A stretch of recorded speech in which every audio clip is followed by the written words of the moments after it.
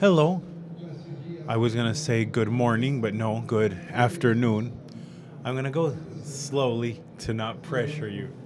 I'm addressing the translation. Let's give a hand. All right. So I wasn't introduced, but I'll introduce myself. I'm Luis, and thank you for being at this session. I have an international public, and I feel honored and nervous that some of you are here. Thank you for being here. I'm going to speak somewhat of a project that we've been working on for almost 4 or 5 years already that have has cost us a lot of work, but that from the International Association of Parks and somewhat working with World Map Parks, it becomes very relevant. And we mentioned earlier this morning that everything has to do with education, with knowing and understanding. It allows us to reach new things. And from the time that we realized that Mexico, Latin America, and in many countries, we don't have educational processes in the instructing of professionals in parks and recreation, we started to think, how can we have them? How can we achieve that a child, because in the collective consciousness of children, it could be considered that there's the option of being a professional in parks, and that is achieved through education. We don't have universities in Latin America that offer educational degrees related to parks and recreation, and that's a problem. Why? Because young people, when they graduate from high school, they don't have an option that is related to this. So we have to find them after they finish their higher education in universities. And many of us here are turning into park professionals because we ran into the industry later on, not because we had the opportunity to study a degree. And perhaps we're linked to industry through our studies, but we haven't officially been prepared to manage parks, which is very important. And under this general idea, we started to think, how can we establish an educational process in Spanish for all of Latin America that really makes sense, tied to the objectives of professionals, but above everything, that we could contextualize to our reality, the Latin reality, and that some way we could, they could take us to this that you're seeing today here growing, which is what we want, and that there would be more people all the time interested in parks. So I'm going to speak of this project called the Parks Academy, which is inspired in the work of the educational arm of which is the World Parks Academy. It's a project that began many years ago in collaboration between the Indiana University and within the university in Indiana, we have the Lapland Institute, which is an institute specialized in issues of urban parks. In fact, the curriculum of the institute in the University of Indiana and many associates reaches more than 250 courses. It's well worth mentioning that the Epley Institute and the Indiana University are not the only educational institution in the U.S. that offer degrees, master's degrees or doctor's degrees in parks and recreation. In fact, there are more than 100 universities that do this in the U.S. In fact, here's Juan Carlos with us. That's from the University of Illinois, Mexican American, who works developing courses and curriculum and is a professor at the Parks and Recreation in the University of Illinois. And so what this tells us is that we need to work a lot on these processes in Latin America.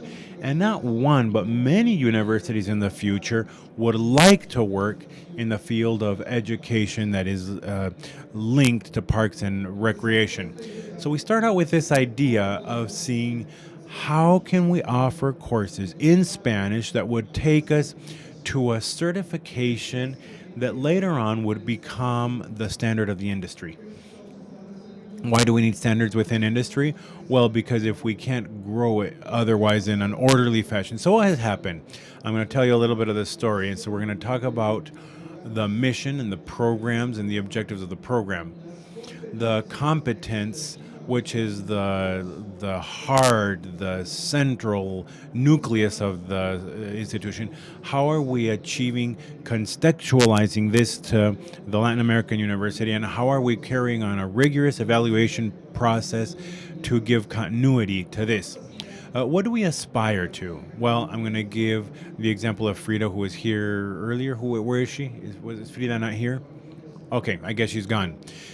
So, people, young people, or the ones that are not so young, can aspire to continue education and training through these tools to enter a working process in Latin America, in parks, and with this start not just to maintain the positions, but to grow.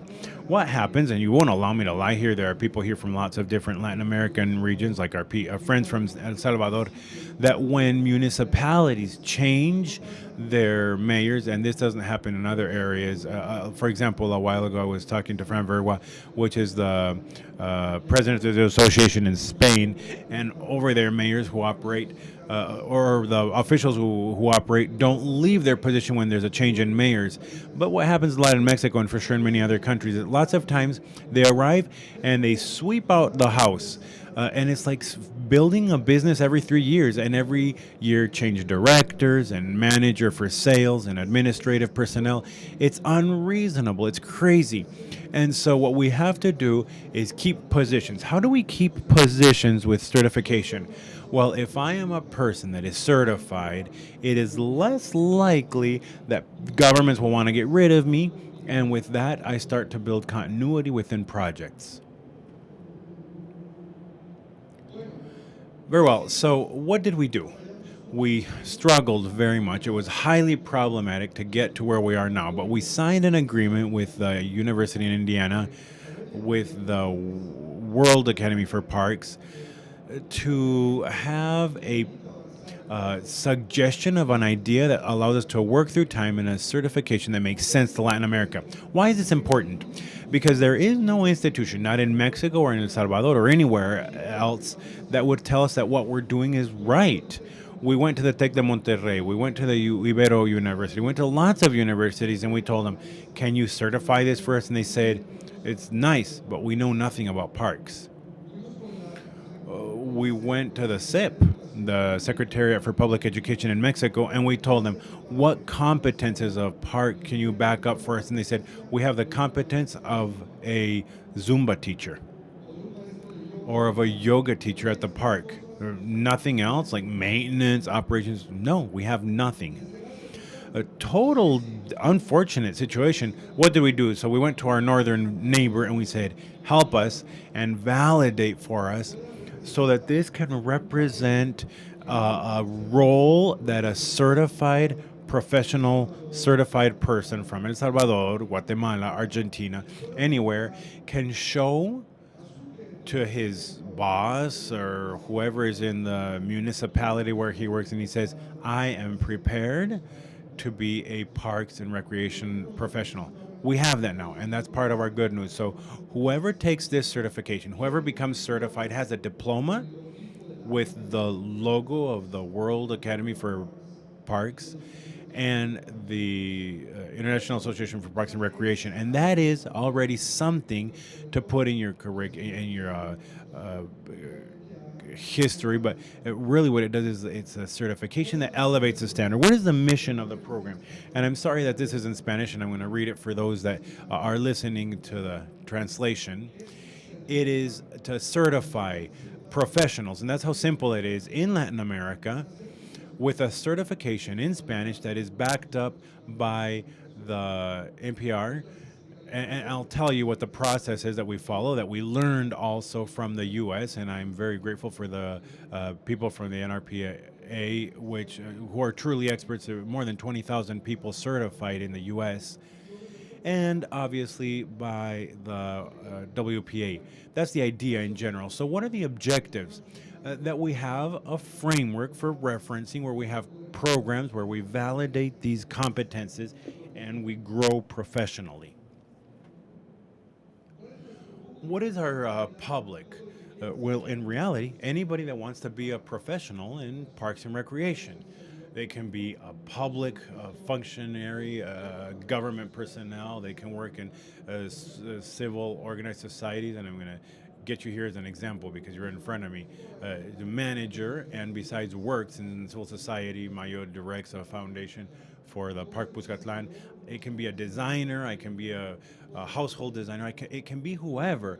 The only thing that I can't be lacking is the desire to learn to be a Parks and Recreation professional.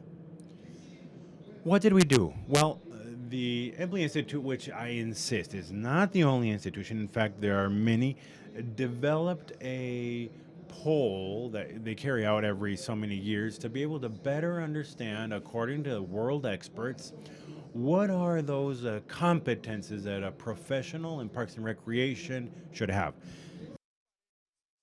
And I want to make a parenthesis here because this is very important to talk about this issue of recreation because then it becomes somewhat complex. And I'll tell you a little bit of the story.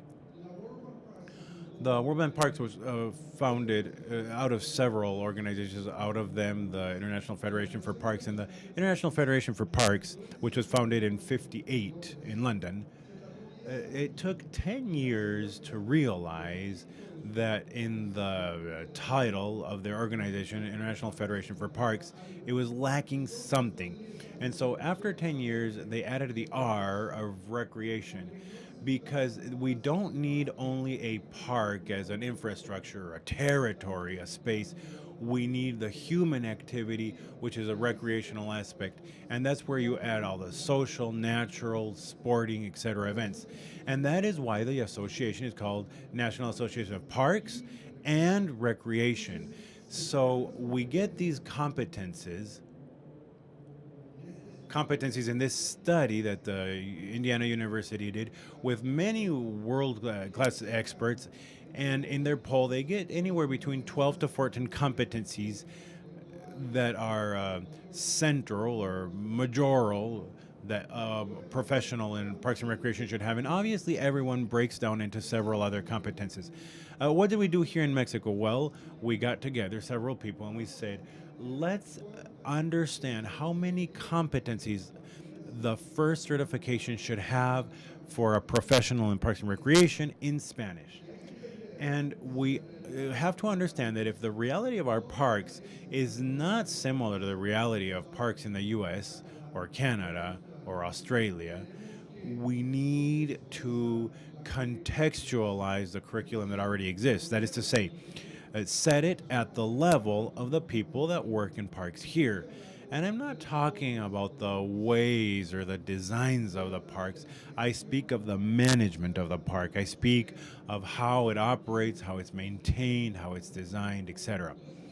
And so we decided, and obviously we worked on this with the Academy Worldwide Parks. These were going to be the basic competencies of the 14 that this set of competencies has, of certification that they have, because these six are the ones that, in our opinion, are the necessary ones, more urgently necessary.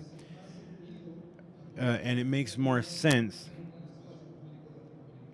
in the Latin America context. Operation maintenance. We've seen how much it hurts our parks or affects our parks in operation maintenance. We're really good in Latin America to build, and we spend a ton of money on building parks. But then when it comes to cut the ribbon, then the nightmare begins, and we don't know what to do. We don't have processes, and that's very important. So that's why this is at the head. In fact, this is where we've started. The second one is management of assets and projects.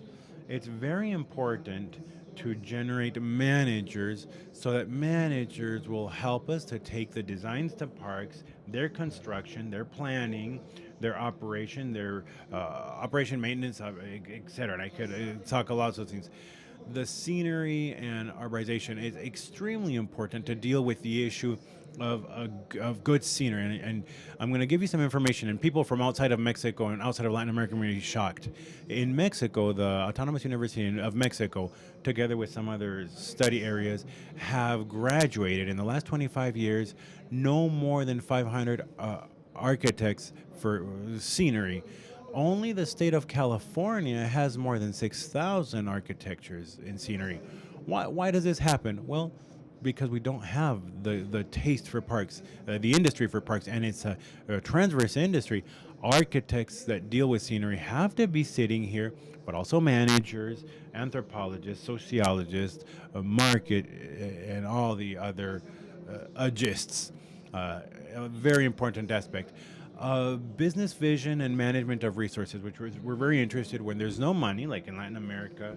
We have to be very creative, and we have to manage that that there can be the generation of resources for maintenance to maintain, and it's very difficult, and it has to do with governance issues and with processes and models for management. But it's necessary to have a business vision. When I've spoken to politicians and mayors, and I've presented these options of establishing restaurants and bikes and sporting areas, one of the first things they say in Latin America is, you're going to privatize the park. And that's not the issue. There are models, and I would love to have more time to tell you about it, but there are many models that justify a business vision in the management of our parks. Leadership, which is fundamental, and I'm not going to get held up on this, and a new one that we included right after the pandemic. We had the polls a few months ago, and then when we got the new competences, public health became a fundamental competence for those of us who works with parks. We need to understand why, because the public area, and I'm going to give you some important facts here. In Mexico, the crisis, the epidemic, costs the country 5.3 points of its GDP. That's according to the OECD, $64,000 million a year. Mexico spends yearly $64 million trying to fix the problem of obesity at the hospital or at the doctor's office, and we're not trying to do it at the urban park. So that is why public health became a very important competence. I continue.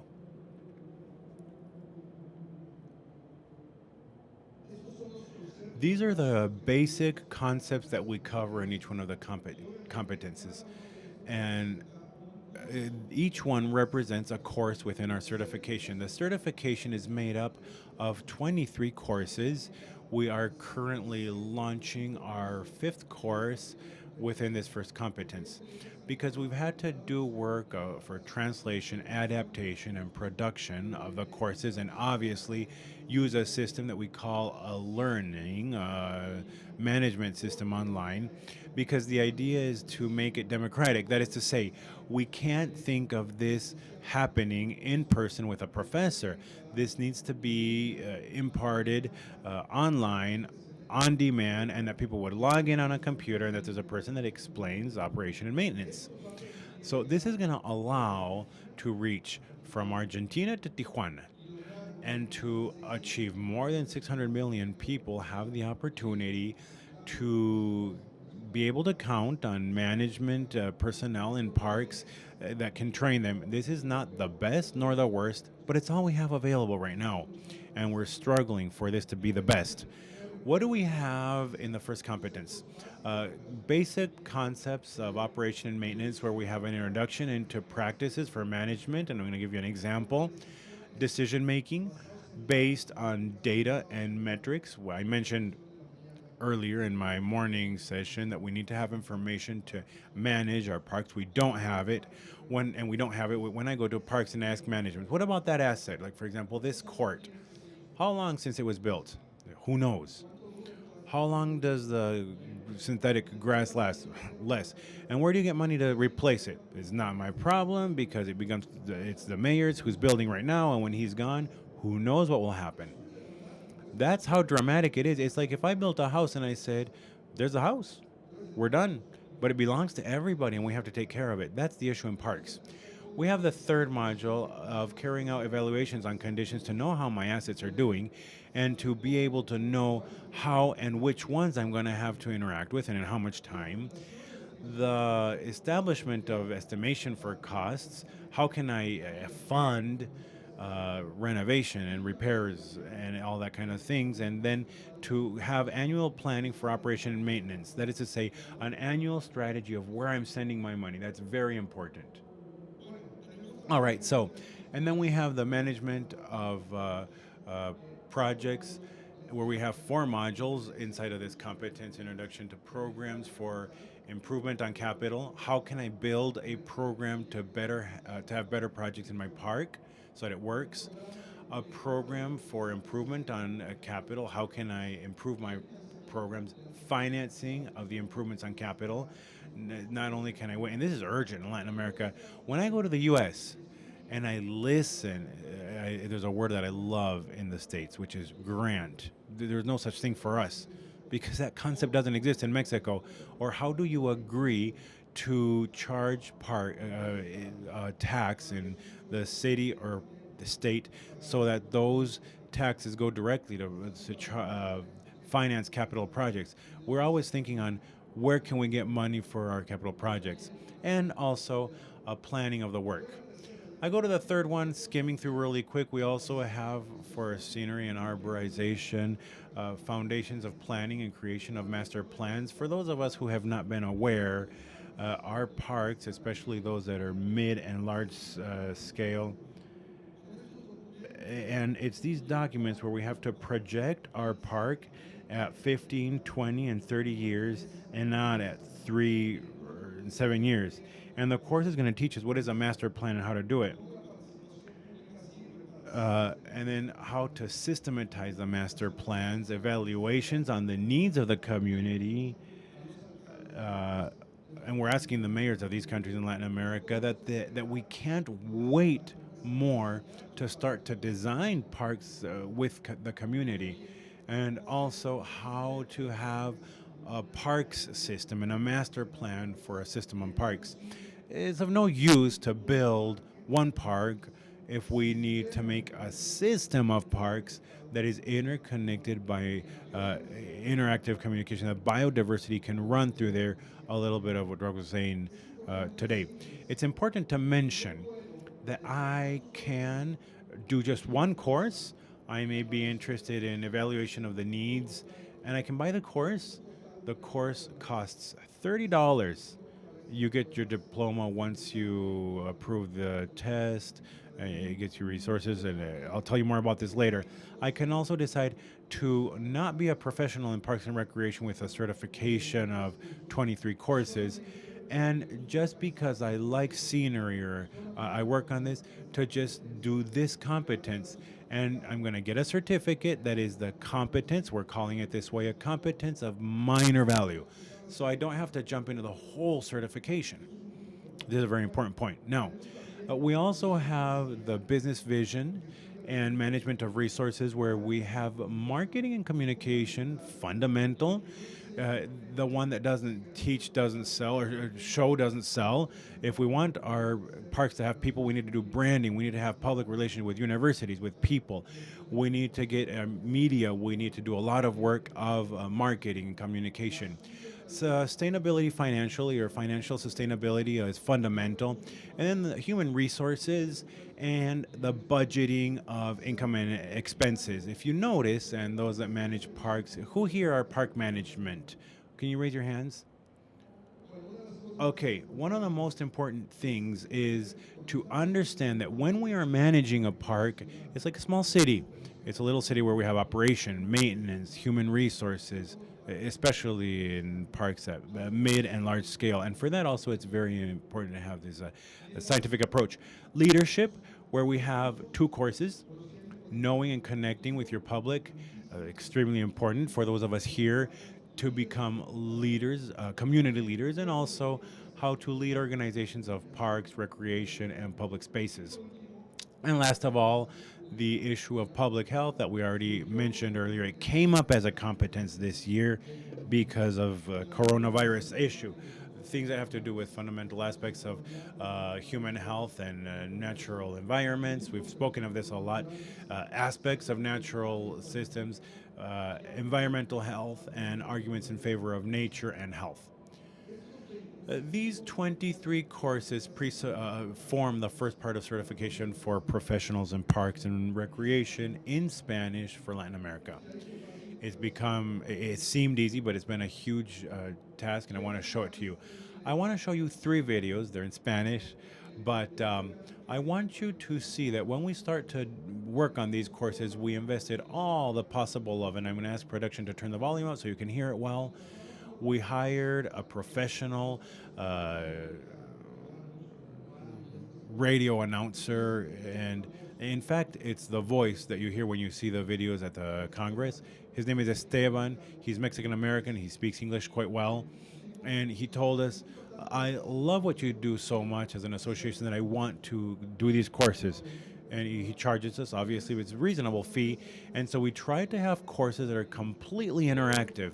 All of these courses, all the material is uploaded on an educational platform where the student, besides purchasing the course and starts to take up according to his time the course, and at the end, and I'm going to ask this woman for her opinion. This is not biased. You start to do the courses, and the course itself has not just the modules on video, but also the resources. It has a glossary, trial test, a final test. At the end, you tell about it. At the end is when you finish the course, you get a diploma or a certificate. And with this, and I'm going to explain this further, I start the adventure, so to speak. I'm going to give you a couple of examples to see what it's about.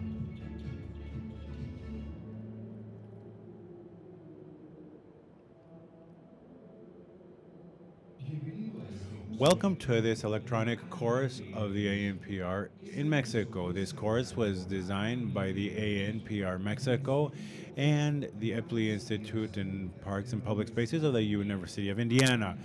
Academia Parks is an educational platform for training and connection ANPR, and a resource that is dynamic for professionals in the areas of urban parks, public spaces, and recreation. This course is a sample of the minor certification that is made up of 5 parts on operations and maintenance. Even though the program itself of certification is geared toward professionals in parks, organs that manage parks, and municipalities, the content has value for those who work in an environment or organization that is nonprofit that desires to learn on the programs for improvement on capital. This course is divided in 5 modules. Module 1, Introduction into Practices for Management and Installation Facilities. Module 2, Decision-Making Processes Based on Data and Metrics. Module 3, Carrying Out Evaluations of Conditions. Module 4, Fundamentals for Estimating Costs. Module 5, Planning Your Annual Operations and Maintenance. Objectives for learning. After you've completed this course, you should understand the basics of the following. 1. What is management of facilities? 2. What are the processes of the priority index of assets and index on the conditions of facilities? 3. The role that is carried out by the evaluations on conditions in the management of assets. 4. Cost estimation. 5. Why it's important to manage facilities in a strategic manner. All right. This gives you an idea of what is the subject matter in the courses. And of course, this is really not just the future, but the present that we're living as of the pandemic, and also the idea of distance education in this continuous opportunity that we are able to do. And why do I say this? Because these are the first 23 courses that Academia Parks has. But the idea is that we can have a lot of curriculum that we start to develop with the passing of the time to help many of the sectors that we work with in parks. For example, we're going to have a program for park workers. We don't have curriculum or training for park workers anywhere. For example, we don't have anything that has to do with safety at playgrounds, children playgrounds, and obviously there's a very high standard. But there are countries, especially the ones that I know, Canada and U.S., that have these practices where there's certification to be an inspector of children's playgrounds, and where, for example, certain materials are not allowed, or in the building of children's playground, some angles or shapes are outside of the rulings because they can cause accidents for children. So all these kind of things that seem like truly another planet, we need to start to think of them. For most of us that work in parks in Latin America, we find these parks in conditions that are truly sad. I'm not going to take time to show all the videos, but I'm just going to ask them to skip 3 slides. And it's not that I want to not show them because again, I'm going to spoil it, but I just want to get to the heart of this issue. And then later on, you'll be able to see in the free parts of this course. And if you're interested, you could jump in and do the rest. One more. One more. And that's it. All right. So, how does this work for professionals? Uh, so, first, I understand. I understand that if you are here, is because you're interested in working in parks. So, we decided to build a continuity process for this to work for the whole ecosystem. What is this process like? So we understood that in other countries there are continuous education units, and the continuous education units are imparted by certifiers, not just for the industry of parks and recreation, but in general for all industries in this country. And what does this mean? It's that when I go to a meeting of the industry where I work, and there's a door like these, and there isn't one line here, but it's going to happen in the future, there's going to be a person with a scanner that's going to do this on your code. And if you went to a certain number of sessions in the Congress and you didn't go to party the prior night, and you did get up to go and get the training, you go and they can get this. And at the end, the total sum of conferences that you participated at in this Congress are going to represent education, continuous education units. Why? Because you need to continue to receive training, because this is not just a momentary thing while I'm in my public role because they invited me during this government's tenure. We want to build a career. So the first thing is you have to become certified. And when you get the certification, that is going to probably take you anywhere between 6 months to do all the whole 23 courses and approve them all. Then they're going to give you the diploma in the NPR, and then they're going to tell you, what do you know? In 2 years, you need to be recertified. And how is that going to happen? Well, you have to come to the Congress. And not because we want to have a lot of people here. Yes, we do want to have a lot of people, but the important aspect is I need to continue my training, my updating, yes, because we're in an industry that is highly dynamic. It's changing all the time, and we are using the public space all the time in different ways. Why do I need to do this?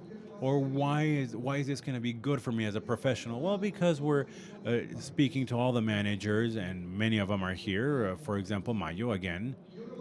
And I'm going to tell Mayo that when she wants to hire her next operation and management maintenance manager, that she asks in their CV that they be certified. And with this, Mayo is going to make sure that the person at least knows something else, something more, because they've gone through a formal process of training, and the person is going to want to continue to be certified in this educational process. That's how simple it is. What do we aspire to with this? To start to make our industry more professional as of education. And we trust that these programs would spread through all Latin American universities, because people, there are more than enough people. We have 600 million. We need, we have many parks. Just in Monterey, we have 1,300 parks. Just in the municipality of Monterey. And Joel, who manages parks in Monterey, who's giving another conference, was telling me, Luis, I've been working for 20 years as a park manager in the municipality of Monterey, and I have not been able to even fulfill or reach 400 or 500 parks of the 1,300 that I have. And I'm talking of re equipping or interventions of this nature. But that's the least of the problems. The issue is the material is left there, and that's the reason why. There's nobody to manage, there's nobody to operate, there's nobody to maintain, etc. This is going to take us to, if not years, if not decades, years. But in the end, it's the future. We understand that education is the basis for development in all cities, in the whole planet, and that we need to bet on this. I want to ask you, besides thanking you for coming here to listen to my ranting and raving, to bet on this. We've built a program where obviously the more programs you buy, the cheaper it is for you as a government or park manager, director, etc. But besides this, one could think that one of these courses that runs around 2 to 2.5 hours, it costs $30. Obviously, the association uses that to continue to make more courses and continue to produce. But we're trying precisely in this idea of democratic education to try to do it in a very accessible way for everybody. I would like, can I? I would like for Mayo, and I have a very direct relationship with Mayo. She's not going to say anything that I don't want to tell you, but I would like for you to give your testimony on what you've lived in the academia. And the truth is, I did not tell her to come and sit here. She came here because she wanted to listen, but I did not previously agree with her. But I would like you to give your opinion on this because I think it's well worth listening to you. Mayo, as soon as stand up, give her a round of applause. Thank you. Mayo has become a parker in the last years. She made a beautiful park in San Salvador, the Cuscatlan Park, with a huge donation for the Warren Buffet. $9.7 million is what she got through the Glassman Foundation and the people that work with her to build a spectacular park. But right now she has a problem as a manager and who has a $10 million park that she has to maintain, she has to operate. Tell us a little bit about it. All right, good afternoon to everybody. Thank you very much. Thank you, Luis. The truth is, the courses of the academia, what it has enabled us to do is become more comfortable because a park that has a $9.7 million investment cannot be lost. And lots of times we find ourselves in Latin America with this vicious cycle of having a beautiful park for a couple of years and then it starts to deteriorate. And how do we take care of it if we don't know how to, if we haven't been taught how to? My education is in communications. It has nothing to do with park management. So I've tried to take every course, many of them in English, and I have the ability to be able to speak the language, but it's never the same to receive it in Spanish. And so when I knew of this offer, I signed up, and then Carlos Mario, who's the person who's at the park looking at programming, also Claire Viatoro, who is the mayor of San Salvador that covers the park, and Zolando, who is the person that has to do with programming of events at the park. So there are four of us who are receiving or getting the certification because we believe that is what's going to help us to guarantee that the recourses are used in the wisest of ways. It's something good, not just something on the side of the mayorship, but also a good thing for the establishment foundation of the park to declare to its donors, especially looking for transparency. We know that the people that are in charge of the park have some degree of knowledge. They are getting training. They're getting to know experiences from other places, and that can make them more efficient and better in carrying out their work. And definitely San Salvador, we need it. The Cucatlan Park is The only one that has a management model that is public-private. It receives 500,000 people, even though it's a relatively small park. It's 7 hectares, but 8 acres. But it's very important to start to build on that basis to be able to think that we can have a system of parks like this in San Salvador in the metropolitan area. But if we don't have instruction training, it's impossible to think of growing it. So for me, I'm a firm 100% believer of the effort that has been done from the World Parks the PR and in building these courses and putting them out in Spanish, and they're highly dynamic. There's been a fantastic job that's been done because you learn by listening, looking at presentations, answering questions, doing exercises, different ways of learning. And I think that this is very important, especially because many are already working on this. And it takes some time. You have to give time to and attention to it, but it's something that's highly feasible. So I do invite you to sign up, to use them, because even though you're already working in the field, this could give you tools that are practical. Thank you, Mayo.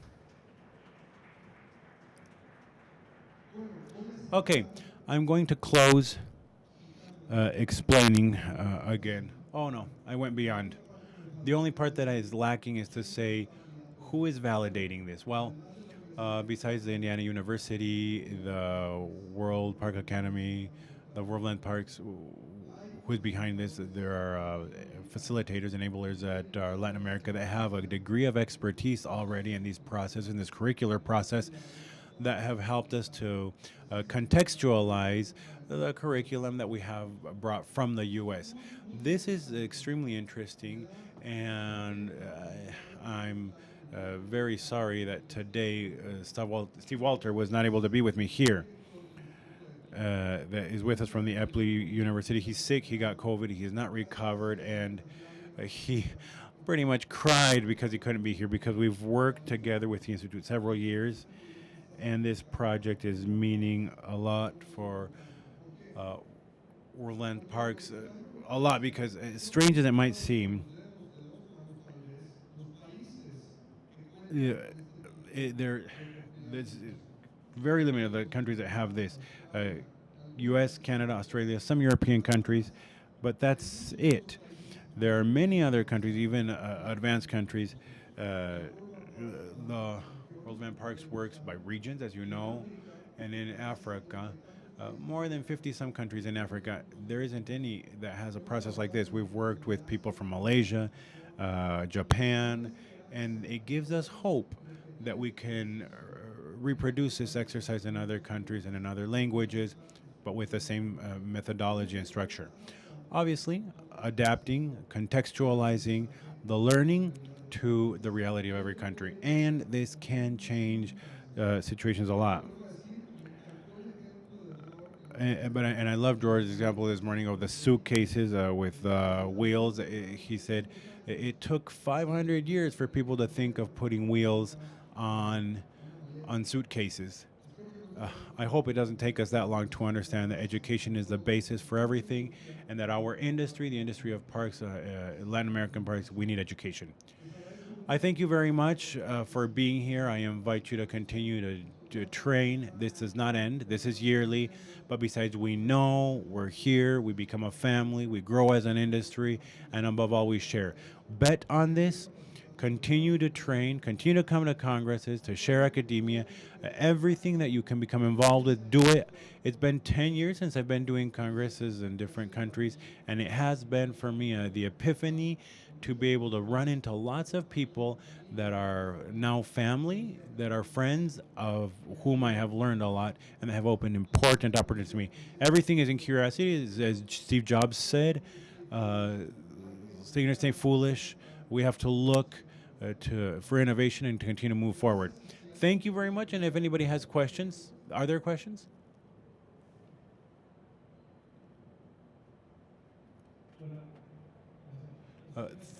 Thank you from the environmental anthropologist, and congratulations on the project. That's what a project, how ambitious. I can say it's really lacking. Just a few comments. I've worked with museums, and museums have something that's very similar. Competences for museums, for example.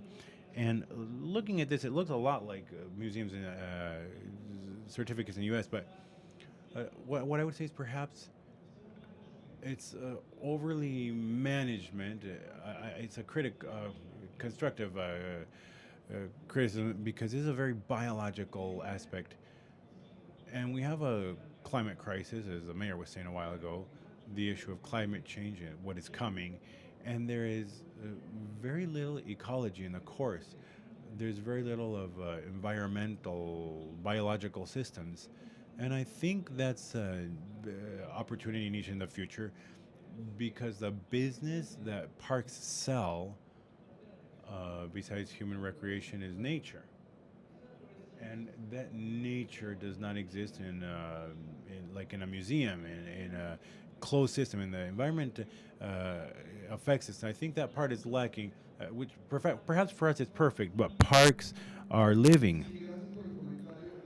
Thank you for the comment, and definitely, if I could, would have 200 courses. I had the opportunity to study management degree, and Julie's laughing because for sure the same thing happens to them who work in education. It's very difficult to put together a program with a good process, with an evaluation system. We're going in that direction. We're going in that direction. The park industry and recreation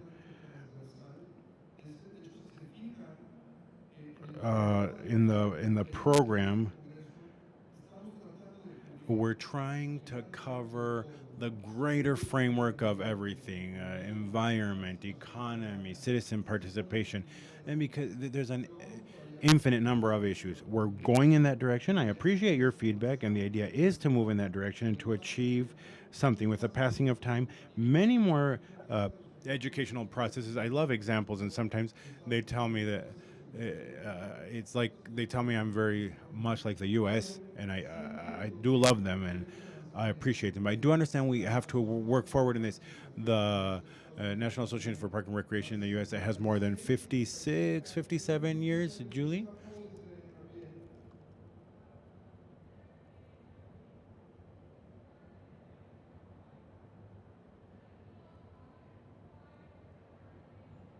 Yeah, 96 years since the first it was an organization, 96 years working. The first organization of playgrounds in the U.S. was put together in 1903. So we've got long ways to go, and we have to continue to work. But now is the time, and we are in a setting that is fantastic. We need associates, allies, as people who will propose. One of the things we're trying to do is to understand, and this is extremely important to say, and I love for my colleagues here who are park rock stars from lots of parts of the country. I love that they're here sharing with us because one of the things that I most admire of our profession is the generosity to share. There's not an issue of keeping secrets here. It's not, I have the file or the document or the Excel document and I don't share. No, the truth of the matter here is parks don't compete with others.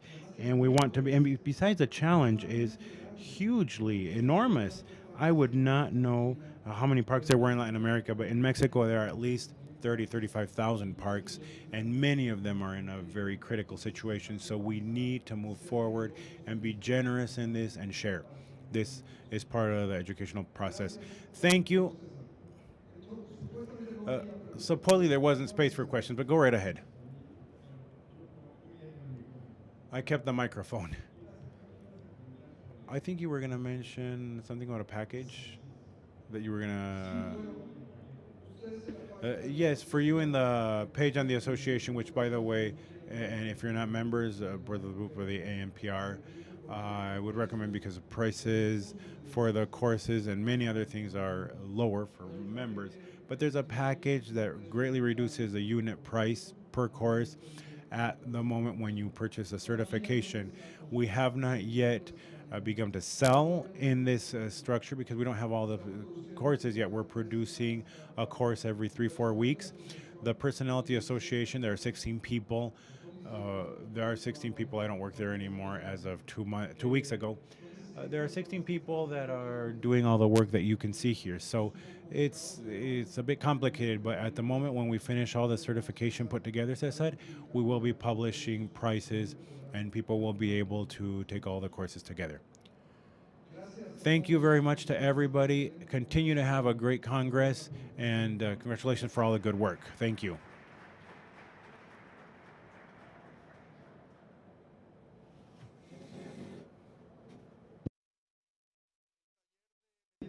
The workshop on meditation, it moves to tomorrow, 8:30 in the recreation area.